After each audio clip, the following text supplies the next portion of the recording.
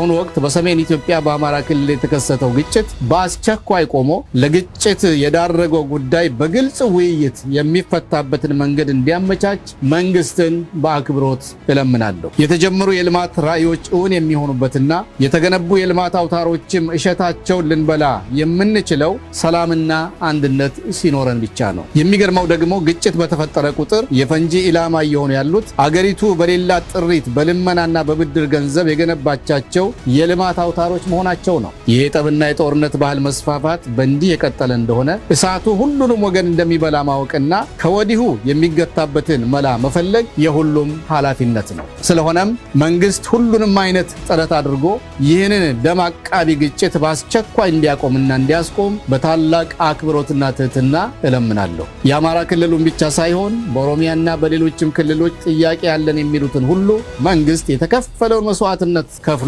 ማለትም ፈረንጆቹ እንደሚሉት ወደ ኋላ አጎንብሶም ቢሆን ወደ ሰላም ማምጣት ለነገ የማይባል ተግባር መሆኑን ማሳሰብ እወዳለሁ። ልዩ ልዩ ጥያቄና ቅሬታ ያላችሁ ተቃዋሚ የፖለቲካና የብሔር ድርጅቶችና ቡድኖች የትኛውም አይነት የመረረና የከበደ የፖለቲካም ሆነ የመብት ወይም የነጻነት ጥያቄና አጀንዳ ቢኖራችሁ፣ በሌላ በኩል ደግሞ በመንግስት ስርዓቱ አልተደመጥንም የሚል ተስፋ መቁረጥ ቢሰማችሁም ፈጽሞ የጦርነትን መንገድ አትከተሉ።